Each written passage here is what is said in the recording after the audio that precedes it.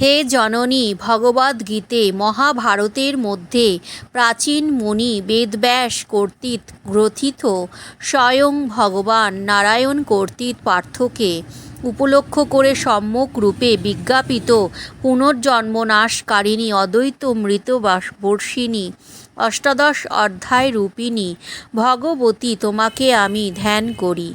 বিকশিত পদ্মপত্রের ন্যায় চক্ষু বিশিষ্ট মহাবুদ্ধি এ ব্যাসদেব তোমায় নমস্কার। তোমা কর্তৃক মহাভারত রূপ তৈল দ্বারা জ্ঞানময় প্রদীপ প্রজ্বলিত হয়েছে। শরণাগতের পক্ষে পারিজাত বৃক্ষতুল্য অশ্বত্থারণের নির্মিত বেদ দণ্ডহস্ত অপিচ জ্ঞান মুদ্রা বিশিষ্ট গীতারূপ অমৃত দহনকারী শ্রীকৃষ্ণকে নমস্কার। সমস্ত উপনিষদ গাভীস্বরূপ গোপাল নন্দন দহনকর্তা অর্জুন বৎসতুল্য পণ্ডিতগণ পানকর্তা গীতার অমৃত স্বরূপ বাণী উৎকৃষ্ট দুগ্ধ সদৃশ্য বসুদেব পুত্র কংস চাণূর দৈত্যের বিনাশক দেবকীর পরমানন্দ পদ জগৎগুরু দীপ্তিমান শ্রীকৃষ্ণকে বন্দনা করি।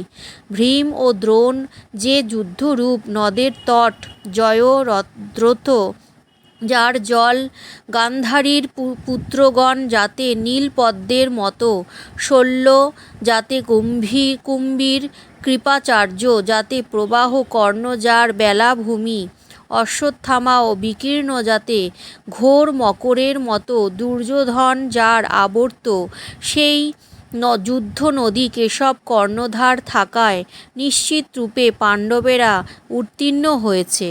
কলি কুলস নাশক অমল গীতার উপদেশ রূপ সুগন্ধযুক্ত নানা আখ্যান রূপ কেশব বিশিষ্ট শ্রীকৃষ্ণের বাণী দ্বারা প্রবোধিত জগতে সর্বদা সর্জন রূপ ভ্রমরগণ কর্তৃক সানন্দে পুনঃ পীয়মান পরাশর নন্দন বেদব্যাসের বাক্য সরোবরে জাত মহাভারত রূপ পদ্ম আমাদের কল্যাণের কারণ হোক।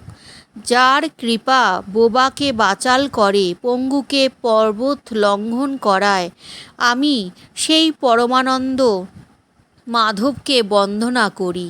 ব্রহ্মা বরুণ ইন্দ্র মরুদ্গণ দিব্যস্তব দ্বারা যার শ্রুতি করেন সামগায়কগণ অঙ্গ পদক্রম ও উপনিষদের সঙ্গে যার মহিমা গান করেন যোগীগণ ধ্যানে তদ্গত চিত্ত হয়ে যাকে দর্শন করেন এবং দেবাসুরগণও যার অন্ত জানে না সেই পরম দেবতাকে প্রণাম করি।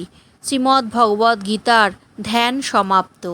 হরে কৃষ্ণ কৃষ্ণ কৃষ্ণ হরে হরে হরে রাম রাম রাম হরে হরে।